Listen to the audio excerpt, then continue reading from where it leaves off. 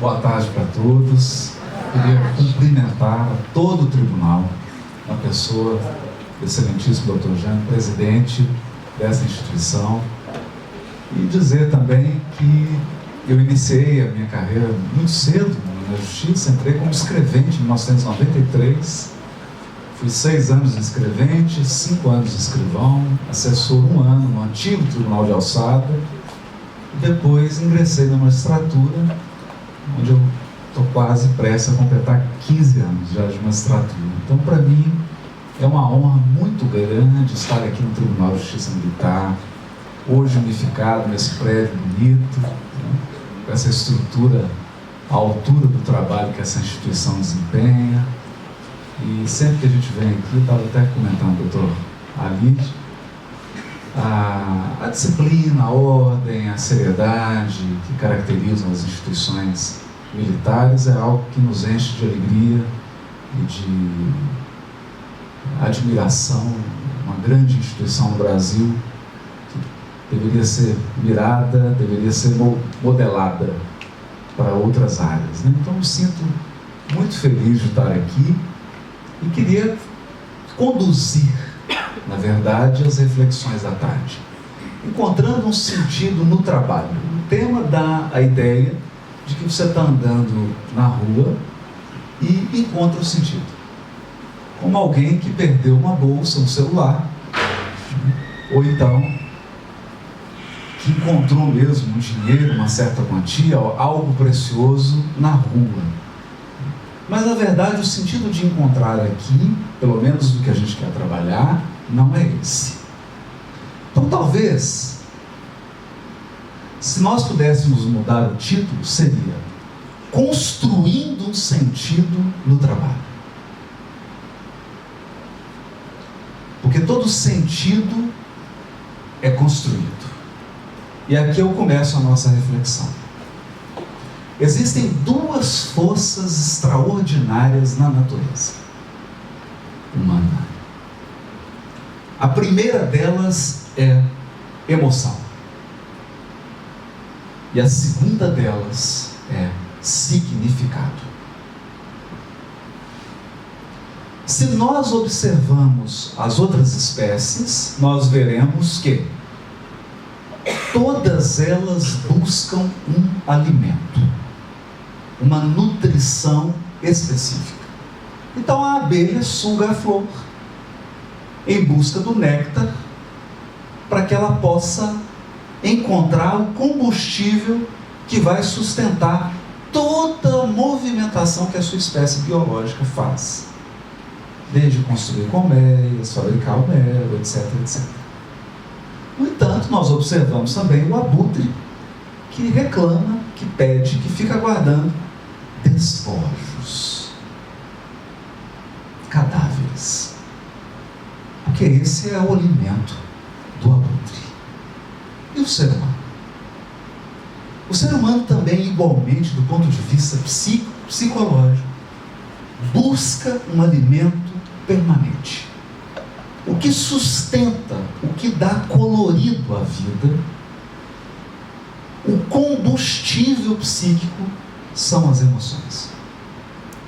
As nossas primeiras reações a qualquer estímulo externo são reações emocionais. Então imagine que você está caminhando em volta da Praça da Liberdade, fazendo a sua caminhada matinal, e de repente um cachorro de uma raça brava solta das mãos do dono e vem em sua direção. Eu tenho certeza absoluta que nesse momento você não pensa em nenhuma teoria do direito. A nossa primeira reação é uma reação emocional. Em tudo. Em tudo. Da mesma maneira, se você fizer uma lista dos 10 maiores momentos da sua vida, você vai perceber, depois de se examinar com calma, que esses momentos somente são especiais porque eles estavam impregnados de uma alta carga emocional. E eu não uso a palavra aqui emoção no sentido pejorativo. estou apenas dividindo as funções psíquicas do ser humano, porque o ser humano tem uma função psíquica que é a cognitiva. Nós aprendemos, ensinamos, teorizamos, formulamos ideias, uma função cognitiva. Mas há uma função que é emocional. Você não procura um relacionamento a não ser por conta dessa função. Você não estabelece uma relação pai-filho, mãe-filho, a não ser em busca desse alimento. Portanto, voltando aos nossos 10, a nossa top 10, né? Nossa lista do The Best, os melhores momentos, nós chegaremos à conclusão inevitável de que esses momentos estão impregnados de uma alta carga emocional. Então nós poderíamos dizer que quando você tomou posse, fez um concurso, se esforçou, Deus sabe o que você passou, qual foi o esforço. Ninguém externamente é capaz de avaliar o esforço, a dedicação, o empreendimento, tudo que você colocou para alcançar esse objetivo. E naquele momento que resume, que é a síntese de todo esse processo, que é o tomar posse, estava marcado, impregnado de uma emoção muito individual, muito pessoal. Mesmo seus familiares, mesmo as autoridades que lhe deram posse, não seriam capazes de medir, de mensurar com precisão as emoções que percorriam o seu psiquismo naquele momento. Pois bem, é isso que nos alimenta. Esse é o motor, esse é o nosso combustível, e essa é uma das poderosas forças da vida. A outra delas é o significado. Toda experiência vivida por um ser humano é catalogada e recebe um significado. A ponto de o ser humano não suportar passar por uma situação se ele não alcançar o significado dessa experiência. Então, aqueles terapeutas, psicólogos, psiquiatras que lidam com pessoas portadoras de ideação suicida, percebem que a pessoa está numa zona limítrofe a ponto de, a meu ver, equivocar-se, tomando uma decisão extremamente radical e que não vai resolver o problema. Essa pessoa só chegou a esse ponto limite porque ela não consegue significar a experiência que ela está vivendo. Não consegue dar significado. Ou não dá conta do significado dado à experiência. Percebe? Então, uma pessoa, eu vou citar aqui alguns casos, mas eu preciso omitir o nome das pessoas e o nome dos terapeutas, né? Porque está sendo gravado, então respeitar isso. Então, um paciente narra para o terapeuta que pensava em suicidar-se porque ele tinha um relacionamento com uma moça há 7 anos e eles então ficaram noivos, estavam planejando o casamento e ele investiu naturalmente todas as suas fichas nesse relacionamento, mas ela apaixonou-se por uma outra pessoa e faltando 3 meses para o casamento, ela desistiu. Acontece que para esse jovem, a experiência de ingressar num casamento com aquela moça recebeu o seguinte significado: é a única, a mais importante coisa da minha vida. Foi assim que ele significou essa experiência. Se você dá esse tipo de significado a essa experiência, imagine a tempestade emocional que surge quando a outra pessoa, diz que não quer mais. Ele significou a experiência no sentido de que aquilo era a única e a mais importante coisa da sua vida, e não havia nada na sua vida mais importante do que aquilo. E pior, não haveria nenhuma outra alternativa que pudesse assumir aquele status de significado que ele deu ao casamento que se aproximava. Significado.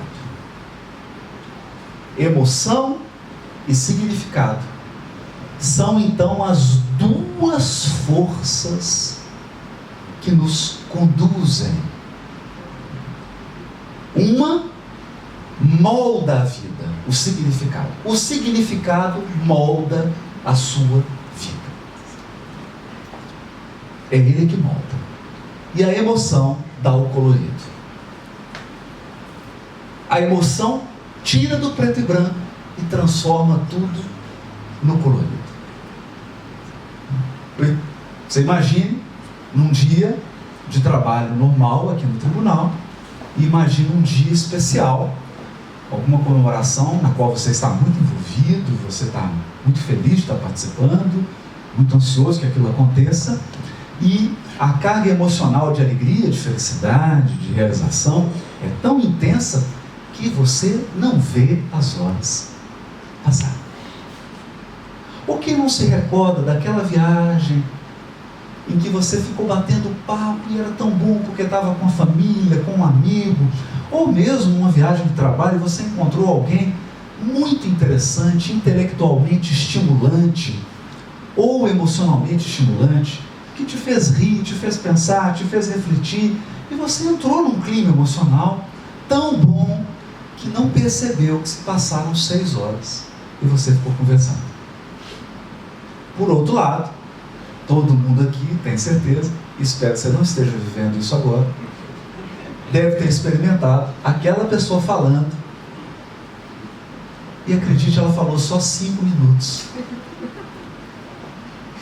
E os 5 minutos não passaram. Nunca.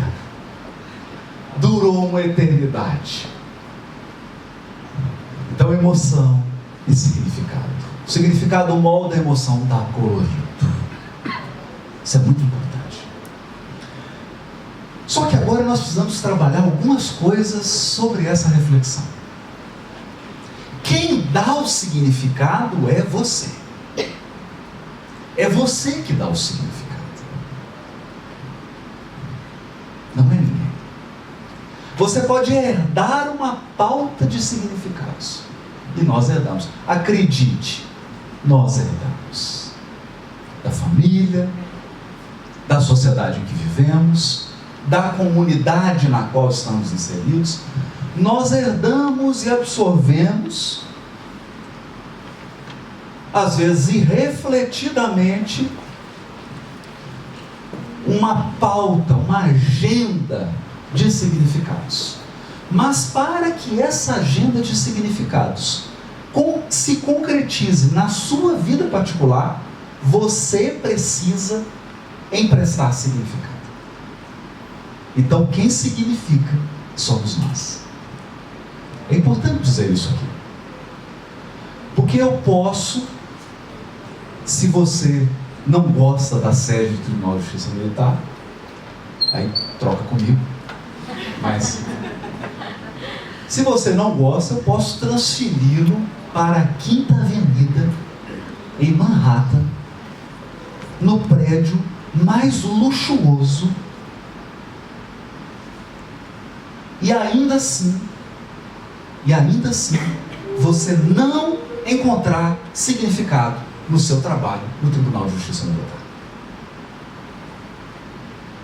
Então aqui nós entramos num ponto fundamental. Quem fabrica o significado? Quem é a fábrica de significado? É sua mente. É sua mente. E eu uso mente aqui no sentido mais profundo e espiritual. É a sua consciência espiritual profunda, que transcende até seu corpo físico. A sua consciência é a fábrica de significado. Por que a fábrica de significado? Porque se você tem o poder de dar significado, eu tenho uma ótima notícia aqui. Você tem o poder inalienável de mudar o significado. Então eu peço para contar um caso. Uma pessoa conhecida, fazendo um tipo específico de terapia, foi convidado pelo terapeuta a, através do processo de hipnose ericksoniana, do Erickson, a regredir a memória mais antiga que ela era capaz de se lembrar na sua infância. Veja que isso não é uma coisa simples de fazer. Não vai ser aqui trabalhando e andando pelos corredores do Tribunal de Justiça Militar que você vai conseguir acessar. Você vai entrar num estado de relaxamento, tem toda uma técnica, ok. Ele entrou nesse estado e lembrou-se, acessou então um fato que era o fato mais antigo da sua memória. Eu estou dizendo, essa pessoa é um executivo, foi CEO de grandes empresas, né? Não posso citar aqui o nome para ele não ser identificado, CEO de grandes empresas, um homem muito bem sucedido, um ótimo casamento, uma família criada, tudo. Cara, de perto todo mundo é meio louco, mas aparentemente normal, uma pessoa que vive uma vida dentro da decência, da dignidade, feliz, e acessou uma memória perturbadora. Ele tinha 4 anos de idade, estava no banco dos passageiros e o seu pai estava dirigindo. Uma pedra chocou-se no para-brisa do automóvel.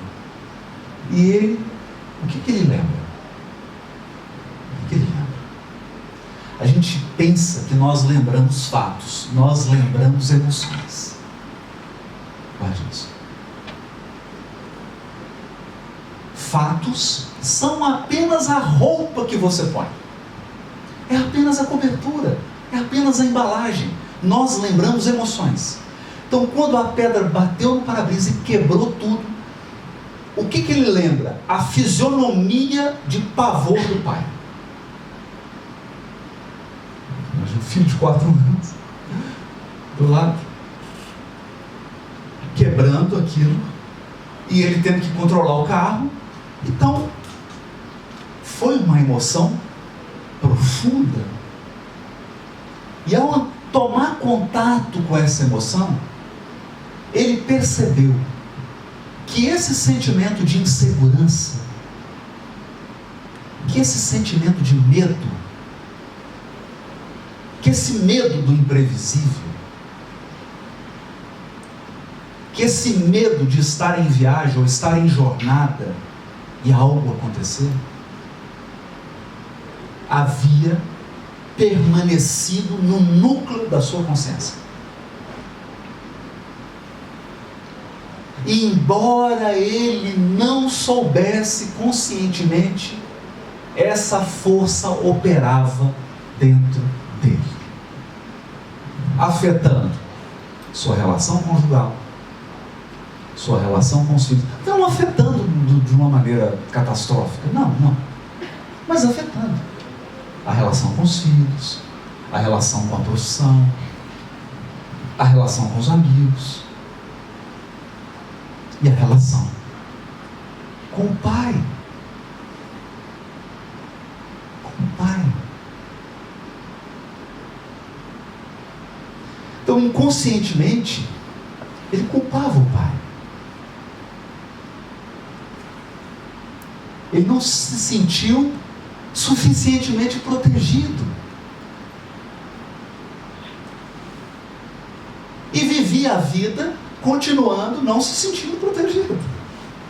Então o terapeuta identificou, ele tomou contato. Você quer imaginar um homem extremamente racional, imagina, um executivo, um homem que só pensa em números, estatísticas, resultados, metas, missão, visão,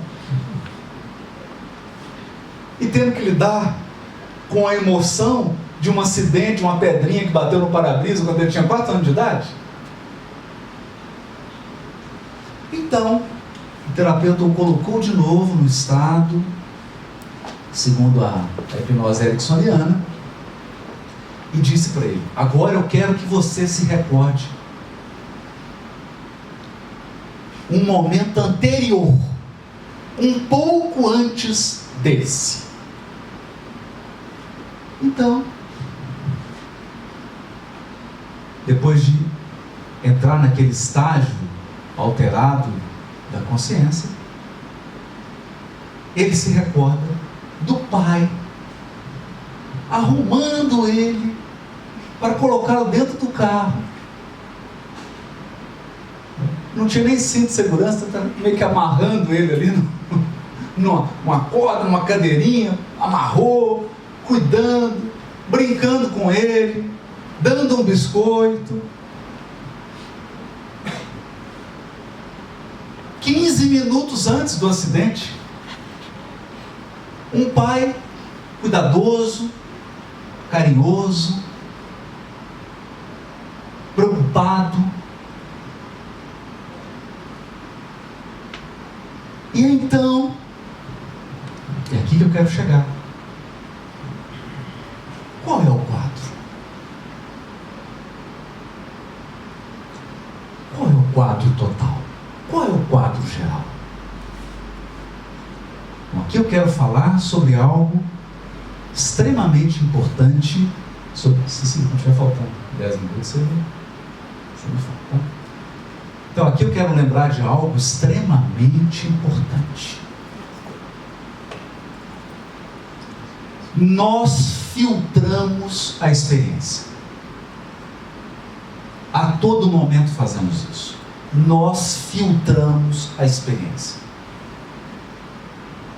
Então uma coisa é o que está acontecendo, outra coisa é o que está acontecendo para você. Por quê? Porque nós selecionamos aquilo que a gente quer selecionar, nós escolhemos aquilo que a gente quer significar. Ele escolheu a pedra batendo no para-brisa e o sentimento de insegurança. Por que ele não escolheu 15 minutos antes? Por quê? Por quê? Então dirá um grande filósofo: o problema das pessoas, o maior problema das pessoas é que elas acham que elas não têm que ter problema.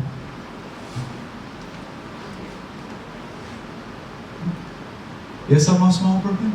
Você acha que não tem que ter problema? Nenhum problema. Acontece que os problemas são dádivas. Os problemas são presentes na sua vida. Você se tornou a pessoa que se tornou hoje, em grande parte, em razão dos problemas. Dos problemas. Então a vida é uma balança. É bom falar isso, que eu estou num tribunal. A vida é uma balança. Nunca vai estar tudo bom. E nunca vai estar tudo ruim. Então é assim. Quando está bom no dinheiro, tem algum problema na família. Quando está bom na família, tem algum problema de saúde. Quando está bom na saúde, tem um problema no dinheiro. Percebe?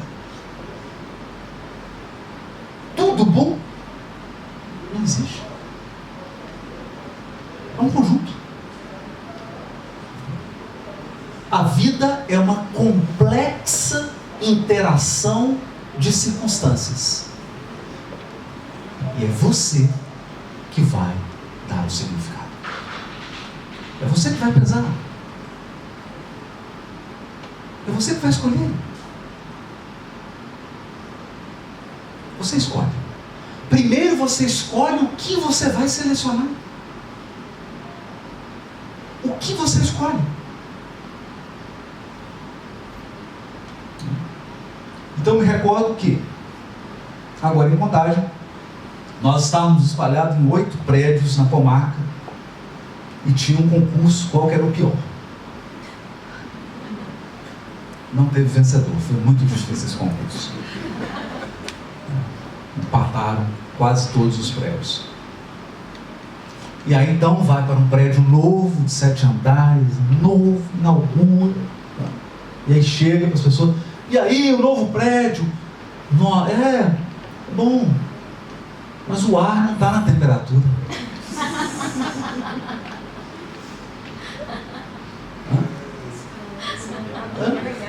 O que você... Então, nós estamos diante de uma lagoa, tem 25 peixes. O que você pescou? Você pescou o quê? O que você pescou?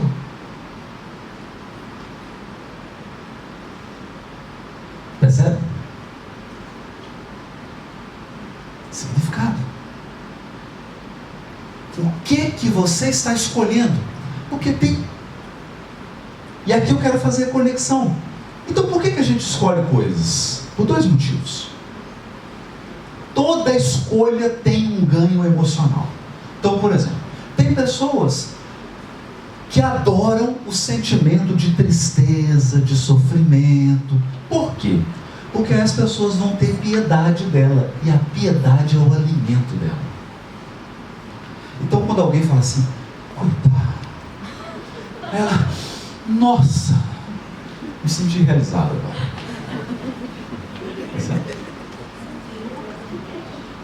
É uma euforia. É uma euforia. Então ele fala assim, nossa, coitada, sofre. A pessoa se sente revigorada, né? Então, amanhã ela vai vir. Entendeu? Tem a síndrome da escravizaura. Porque a pessoa que adora a emoção fica assim, quem que é o maior sacrificado do Tribunal de Justiça Militar? Eu falei, eu. Aí ele sente aquela emoção. Emoção do Marte, aquilo alimenta. A pessoa ela nem dorme naquele dia. Como que aquilo é a glória. É a glória. Então você acha que ela vai deixar de ser centralizadora? Você acha que ela vai aprender a ser mais cooperativa?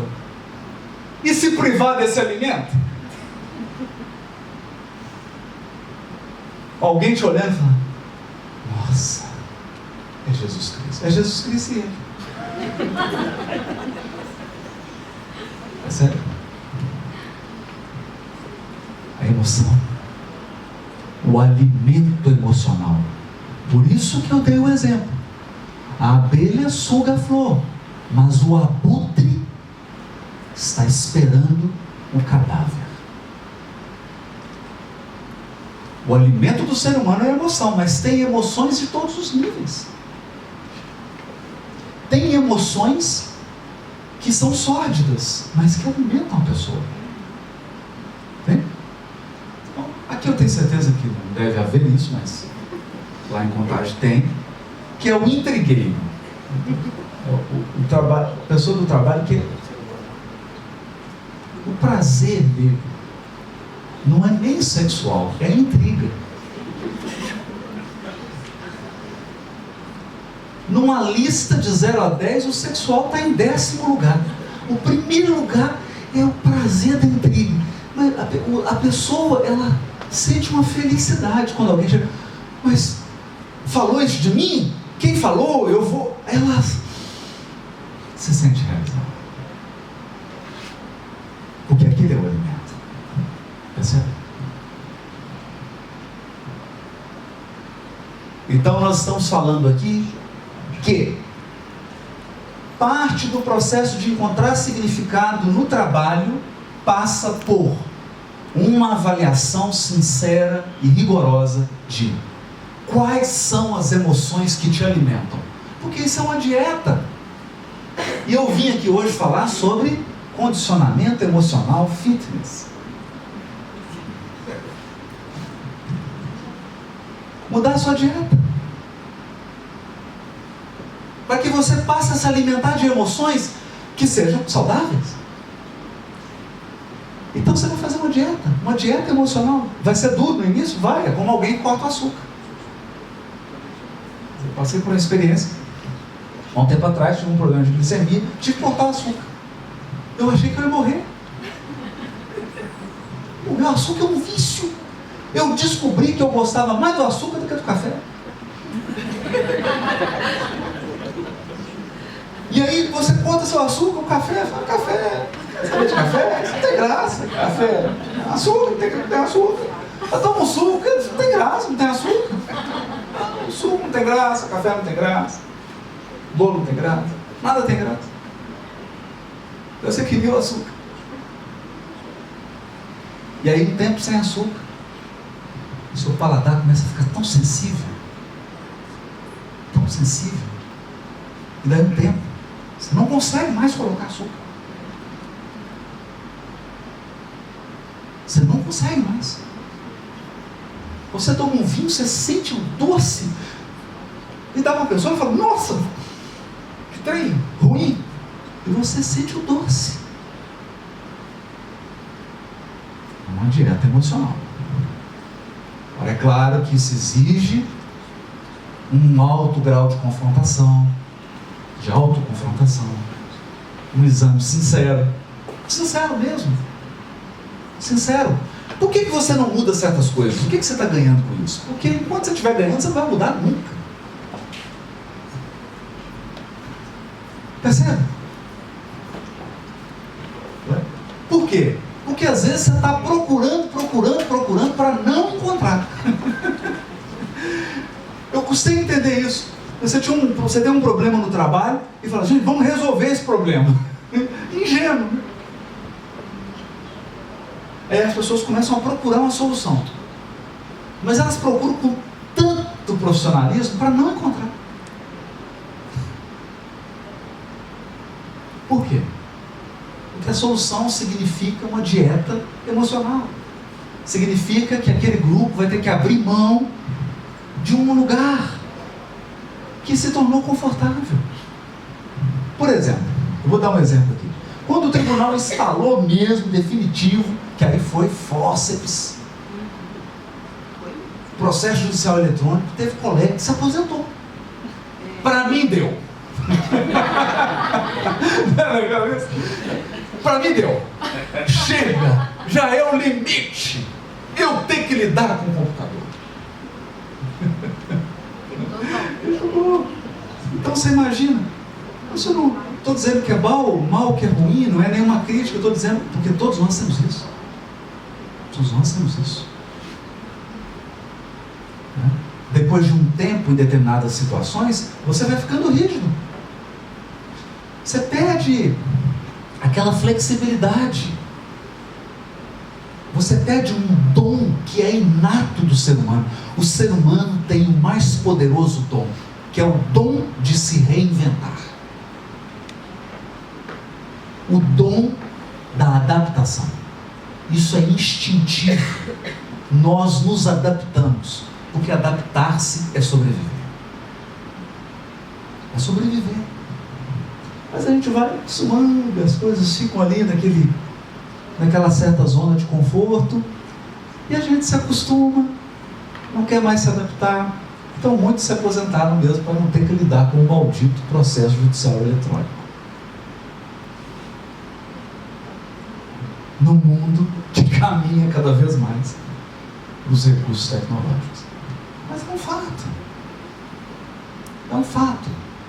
Então, sem um condicionamento emocional, não tem jeito. Outra coisa, se você quer uma qualidade de vida extraordinária, eu digo, o que é uma qualidade de vida extraordinária? É uma vida nos seus próprios termos, não nos meus. não do fulano, ou do partido tal, ou do partido B. Uma vida extraordinária é uma vida nos seus exatos termos. Nos seus termos. Se você quer isso, ou se você quer uma condição profissional, uma vida profissional extraordinária, isso não tem muito a ver, nós vamos falar um pouco sobre isso, mas não passa tanto pelo dinheiro. Não passa tanto. Passa por outras questões. Claro que passa pelo dinheiro. Você precisa ser recompensado à altura daquilo que você acredita que é o justo para o trabalho que você faz. Todo ser humano tem essa consciência, esse senso de proporção. Olha, eu estou dando isso, acho que eu merecia estar recebendo isso. Ok. Mas passa por outras coisas. Passa por um estado emocional. O estado emocional é uma decisão, é uma dieta. Você escolhe. Porque passa pelo que você vai selecionar. O que você vai pesar mais na balança. Porque acredite, todos os dias coisas ruins e boas vão acontecer. Aí eu entro no ponto. O que você vai focar? Qual é o seu foco? Você está focado em quê? Focado em quê? E já que nós estamos falando de um foco, então vamos dar um passo adiante. Eu quero comparar, se você não lembrar nada do que eu disse aqui, pensa num carro. Num carro. Emoção, o estado emocional é o combustível. Agora eu quero falar do motorista, quem guia esse carro. A força que guia esse automóvel. A força que guia esse automóvel é o seu modelo mental. O seu modelo mental. Vou falar um pouquinho sobre isso aqui, rapidinho. Primeiro, quais são suas crenças gerais sobre a vida e sobre você mesmo? Sobre você mesmo. Então vamos começar sobre você mesmo. Sua identidade. Quem você pensa que você é? Eu não estou dando carteirada. É uma pergunta mesmo. Quem você pensa que você é? Sabe por quê? A sua vida será aquilo que você pensa que você é. É a sua identidade que determina a sua vida. Você estabelece uma identidade numa relação afetiva, numa relação profissional, na sociedade, na sua família. Você constrói uma identidade. Você pensa que você é o quê? Porque ao responder essa pergunta, você está respondendo: o que eu mereço? O que eu devo viver? Quais experiências eu vou tolerar? Quais eu não vou tolerar? Isso depende da sua identidade. Da sua identidade. Percebe? Então, a sua identidade é o motorista desse carro. É ele que vai conduzir o carro. Porque se você construiu uma identidade como homem, como mulher, não importa. Você vai ter um relacionamento afetivo exatamente adequado à identidade que você construiu. Nem mais nem menos. Se você estabeleceu qual que é a sua identidade, eu não perguntei qual que é seu cargo. É diferente. É diferente. Eu me lembro de um... Obrigado. Eu me lembro quando eu tomei posse na magistratura de uma desembargadora, essa eu posso falar o nome, Jane Silva. Ela estava num treinamento da juíza e ela deu um conselho e isso ficou, já se passaram quase 15 anos, né? Eu sempre lembro desse conselho, que a gente ia já assumir a comarca, né? Então não era mais uma fala filosófica, ela estava ali no fronte de batalha, dando conselhos práticos. Ela disse assim: olha, Se você precisar ficar toda hora repetindo que você é juiz, tem alguma coisa errada.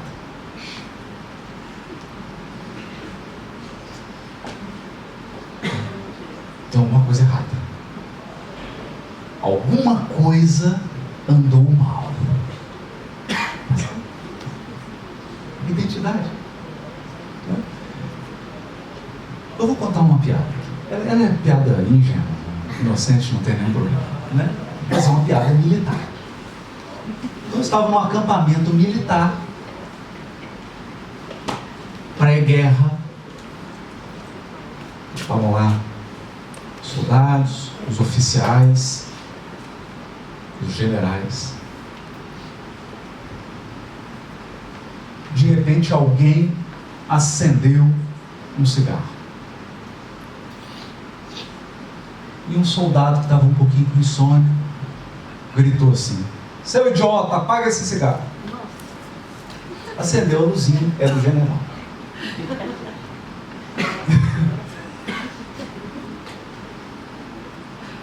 O soldado ficou pálido. Acabou minha vida. O general virou para o soldado e falou assim: você tem sorte, meu rapaz. Tem sorte de eu não ser um tenente. Percebe?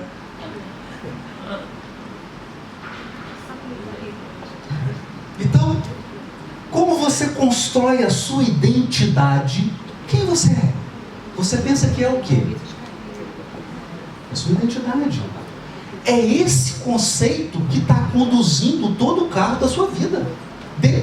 Se nós formos nos limitar à questão profissional, do momento que você ingressa no prédio aqui até a hora que você sai, porque cumpriu a jornada de trabalho, é a sua identidade, o seu conceito do que você é, que está construindo a profissão que você está exercendo aqui. Então, se você está se imaginando que é alguém desprezível, você vai se comportar como alguém desprezível. Você vai travar relacionamentos desprezíveis. Você vai executar tarefas de modo desprezível. O seu resultado será desprezível. E a sua imagem dentro da instituição será desprezível. Desprezível.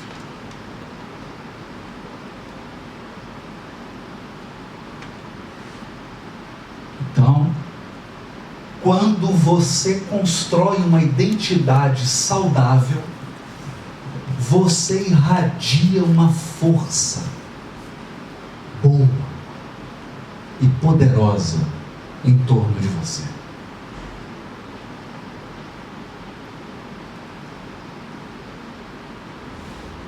Porque uma identidade bem construída te faz uma pessoa segura, que não tem necessidade de provar nem A nem B, que está com a autoestima em dia. Está bem. Então essa sua identidade conduz esse carro para alguma. Segundo, qual que é o seu mapa? Qual que é o seu mapa? Então aqui eu estou falando de crenças fundamentais. Crenças fundamentais. Eu passei por um desafio gigante numa unidade que eu assumi quando cheguei em Contagem. Qual que era o maior desafio? Qual que era o maior desafio? Toda a equipe acreditava, mas acreditar não é acreditar, é acreditar lá no profundo da alma, que todo juiz era um babaca.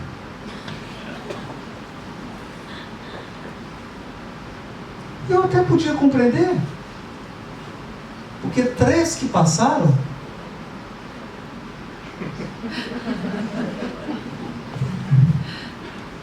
eles viveram experiências, mas essa era uma crença. Então, quando eu chego, olha o novo juiz, e todo mundo olhou E eu senti um novo babaca. O novo.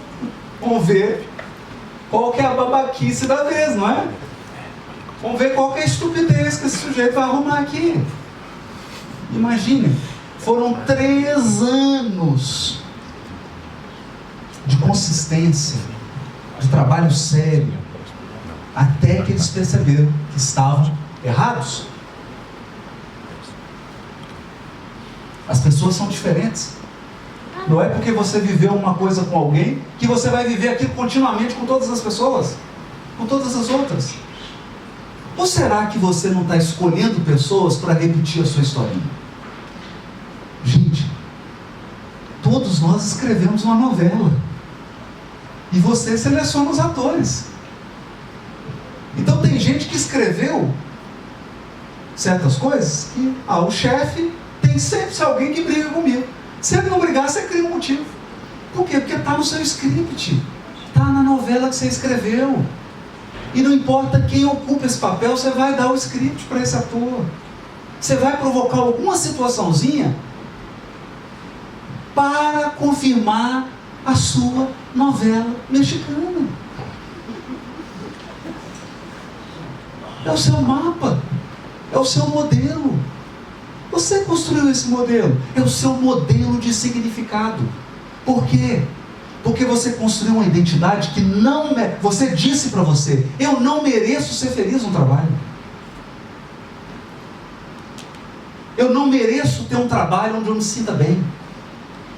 E eu preciso de um chefe, o mais chato de todos. E o mais incompetente de todos. Isso você vai encontrar. Vai, você vai encontrar. Se ele não for o seu, você vai ser transferido. Até você encontrar. Porque é isso que você quer. Você está dirigindo nessa direção. Você está buscando isso. Quem busca, acha. Quem busca, acha. E se você estiver diante de uma pessoa que esse ator não está fazendo bem o papel que eu escrevi aqui, você vai provocar alguma situação para que essa pessoa seja chata com você, para que em algum momento ele tenha uma explosão e você fala: eu sabia. Está vendo? Está vendo? Autoritário. Porque é seu script, você escreveu. Então, falamos do combustível, estamos falando agora do motorista, mas é você que dirige, é você que escolhe valores. E a gente acha que o ser humano tem valores e todos os valores são bons. Não. Eu não estou falando de valores morais. Eu não estou falando de valores morais. Você pode construir uma identidade que é assim: eu só fico no relacionamento se a pessoa me despreza.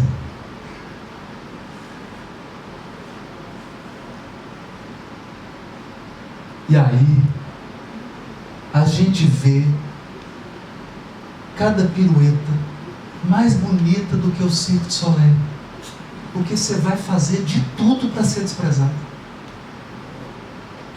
É o seu script, é o seu quadro de valores.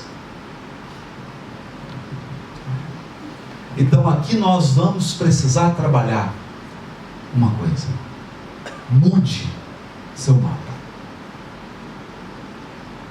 mude seu quadro de valores, mude, redefina a sua identidade, ressignifique a sua vida. Então, primeiro ponto para a gente ressignificar, porque eu não quero aqui ficar só falando em filosofia. Primeira coisa: culpe de modo eficaz. Culpe de modo eficaz. Todos nós culpamos pessoas por determinados acontecimentos ruins na nossa vida. Todos nós. Isso é da natureza humana. E eu não vou falar para você não fazer isso. Eu só vou pedir para você culpar de maneira eficaz e eficiente. É que eu vou te ensinar como é que culpa de maneira eficaz e eficiente. Processo de divórcio. Estava lá o casal. Então, para acalmar, deu um par de luva de boxe para cada um dos dois, né, para eles se acalmarem. E aí, o condutor, o mediador, e trabalhando um pouco de constelação familiar, etc, etc, começou o seguinte: então agora você vai culpar. Eu vou substituir as palavras aqui, evidentemente. Essa megera da maneira correta. Sua megera fulana de tal, nome e sobrenome. Eu te culpo pelo estrago que você está fazendo na minha vida agora. Qual o estrago? Defina.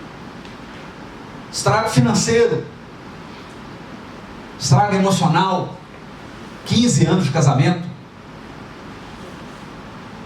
estrago psicológico. Eu te culpo. Sua megera fulano de tal, nome e sobrenome. Eu te culpo por você nunca ter me valorizado.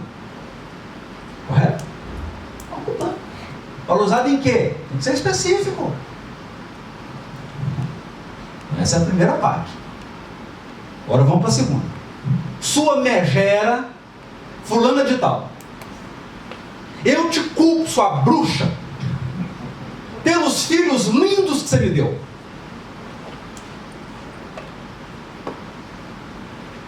Que são o maior presente da minha vida. Sua megera. Te culpo por isso. E eu te culpo, sua megera fulana de tal, por aquele início do relacionamento que eu fui super feliz e que eu achei que ia durar. Percebeu? Percebeu? Então eu vou dar outro exemplo. Fulana de tal, eu te culpo porque você me abandonou. Eu sempre precisei de uma mãe. E eu te culpo por isso, por isso. Eu me senti assim. Eu me sinto alguém abandonado. Eu não tive uma família. Não? Sua megera, sua bruxa, eu te culpo porque você me deu a vida.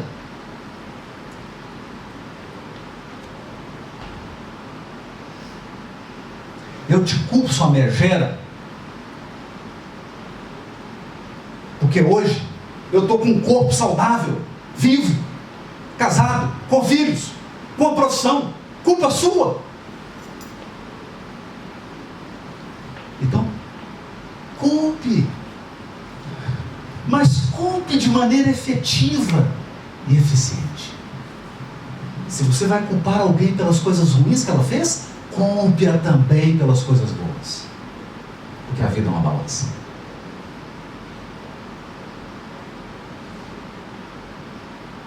A vida é uma balança. E o que você vai pesar? O que você vai escolher? Você escolhe. Não vem dizer que você não tem escolha. Mas se você definir os valores, que sejam valores bons. Não defina uma identidade. Eu preciso ser abandonado, senão eu não me sinto amado. Se não me desprezarem, eu não me sinto amado. Eu preciso estar num relacionamento que a pessoa toda hora me deixa insegura, porque senão eu não sinto emoção. De repente assim. Ah não, aquilo ali não, aquela pessoa eu não quero relacionar com ela não, porque ela é muito fiel, muito correta, eu gosto de emoção. Eu gosto da pessoa que me deixa insegura, instável. A gente não fala, mas é. Então você precisa definir sua pauta de valores. Depois dos valores, a pauta de regras. Regras. Qual é a tábua de regras? É como você mede. Então, uma coisa é o que você valoriza. Você Você precisa definir o que você valoriza. O que é valor para você? O que é valor?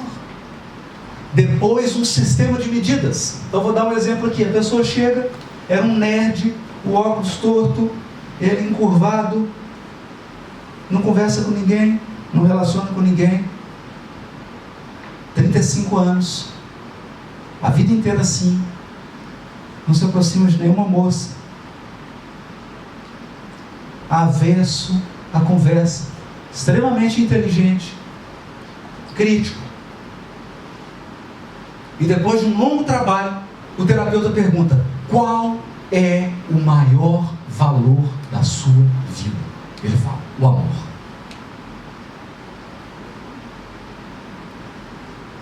Não é incrível? O amor, a coisa que ele mais buscava era ser amado. Era o amor. Amar e ser amado. Então, tem algum problema aqui, vocês não acham? Tem alguma coisa estranha. Alguma coisa deu errado aí. Vamos ver. Porque o terapeuta sabia que aquilo era real. O amor era o maior valor da vida dele. Então ele passou para as regras. E perguntou para ele assim: para você se sentir amado, o que tem que acontecer? Essa é a pergunta, o presidente me autorizou, é a pergunta que vale 3 salários.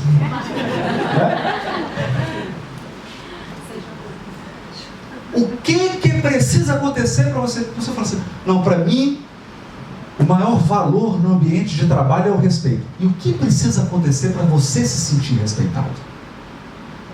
O quê? Aí ele começou a listar. Para eu me sentir amado, a pessoa nunca pode mentir. Número 1. Número 2. Para eu me sentir amado, a pessoa tem que me compreender sempre. 3. Para eu me sentir amado, constantemente a pessoa tem que expressar o amor dela por mim. O terapeuta falou: para, chega, tá. Eu já entendi.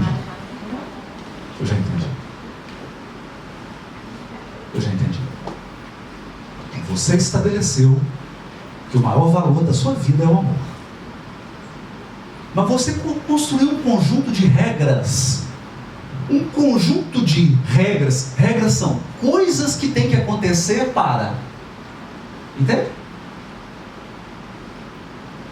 Esse conjunto de regras que tem que acontecer para você se sentir amado, não existe nenhum ser humano na Terra.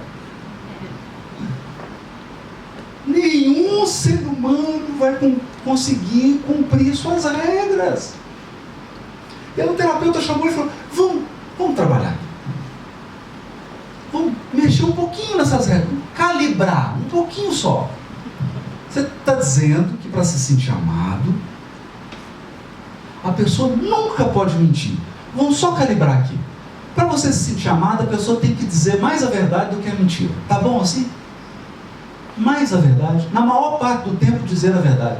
Na maior parte do tempo, dizer a verdade. Tá bom? Tá bom.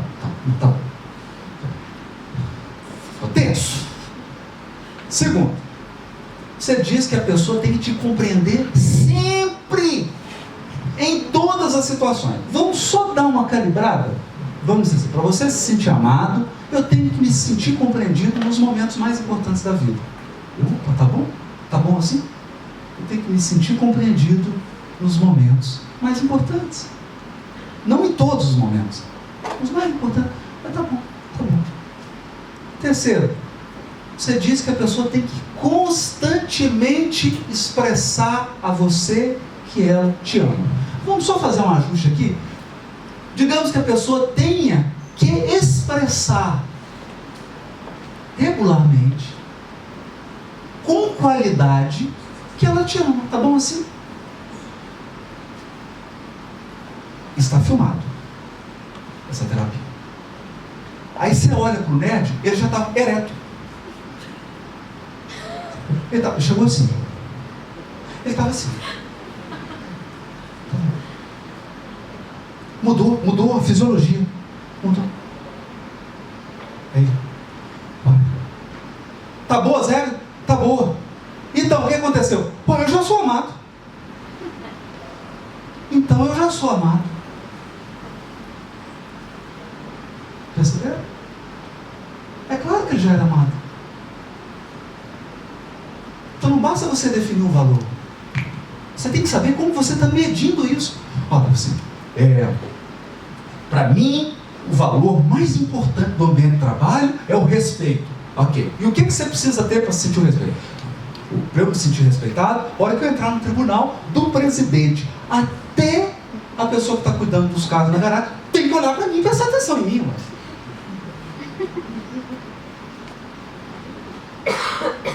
Poxa, mas se a pessoa estiver apertada para ir no banheiro? Então você tem que calibrar suas regras. Como é que você está medindo? Você pode ter estabelecido padrões que ninguém vai atender. Você pode estar estabelecendo padrões irreais. Ou eu diria, você pode estar estabelecendo padrões desumanos. E você pode estar fazendo com seu filho isso. Você pode estar fazendo isso com sua filha. Você pode estar fazendo isso com sua esposa, com seu esposo, com seu companheiro, sua companheira. Você pode estar fazendo isso com a sua equipe de trabalho. Ou você pode estar fazendo isso com você mesmo. Que regras que você estabeleceu? Modula isso. Esse é o mapa. Porque a vida continua acontecendo, meus amigos e amigas. A vida continua acontecendo. Mas você vai pescar lá segundo essa rede. É segundo essa vara e esse anzolzinho que você pesca na vida. Talvez o problema não seja o peixe. Talvez o problema seja o seu anzol.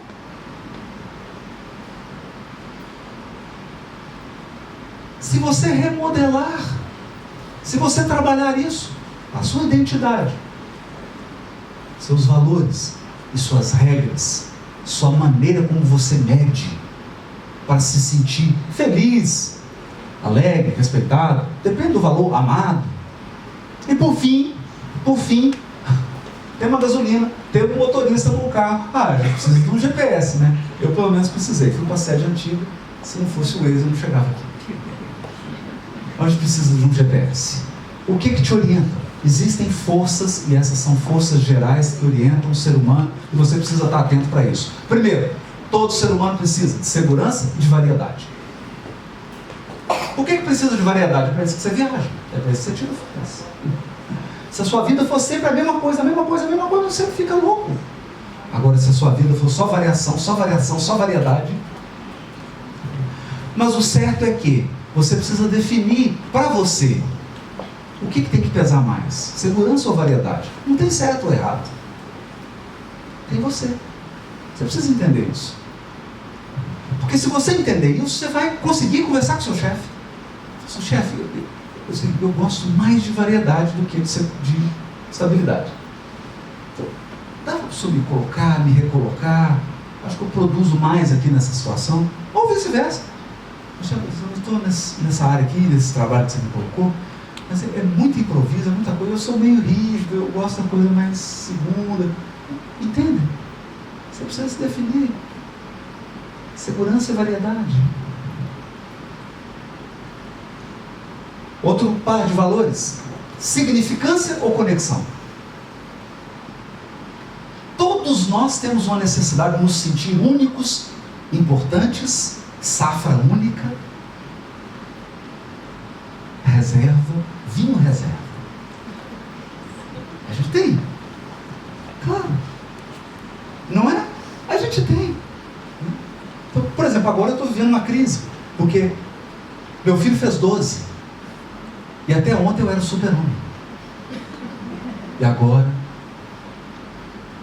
nem para Robin eu estou valendo mais. Eu me lembro dele que ele chegava assim: pai, Você é tão alto. 1,73 m. Você é alto, pai.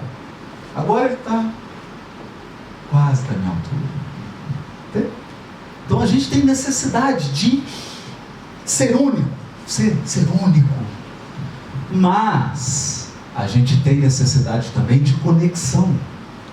E para você se conectar, não pode entrar esse lance de eu sou único. Percebe? Porque senão não tem conexão. Para conectar, poxa, que bacana, não é assim? Você vai jogar bola, vai sair com os amigos. Tá todo mundo ali junto, ninguém, entendeu? Me lembro que tinha o futebol lá, né? Eu sou perna de pau, mas jogo muito mal. Então eu só apitava. Era o hábito. Mas via todo mundo ia, oficial, juiz, promotor, né? E lá acabava, não tinha esse negócio de eu sou único, eu sou. Não, era todo mundo jogador. Né? E jogava bola, porque para existir conexão, não pode ter singularidade. Mas são dois valores importantes. Você precisa entender o que é importante para você. O que é mais importante para você? Ser significativo ou ter conexão? Percebe? Tem que entender isso. E por fim, crescimento e contribuição. O ser humano não suporta não poder crescer, não poder se desenvolver, não poder se aprimorar. E todo ser humano, acreditem, todo ser humano, e esse talvez seja hoje um grande problema da nossa sociedade que está perdendo o sentido da vida. Não só o sentido do trabalho, e aqui eu termino. Nós estamos perdendo o sentido não só do trabalho, nós estamos perdendo o sentido da vida. Porque nós estamos retirando da vida algo que a gente não consegue ficar sem. Nós, seres humanos, temos necessidade de contribuir com alguma coisa. Contribuir. Percebe? Então você vai fazer uma carreira aqui e vai contribuir. Não interessa extensão, entende? Não interessa a extensão. Não interessa o quê? É o senso de ter contribuído. Nós necessitamos contribuir com pessoas, com instituições, com a nossa comunidade, dar uma contribuição. Dar uma contribuição. Mas necessitamos também crescer, destacar, percebe? Aprimorar. Então precisa equilibrar essas forças. Esse é o alvo. Então eu acho que agora nós temos a gasolina, temos o motorista e temos o GPS. E eu quero encerrar dizendo: você está dirigindo o carro.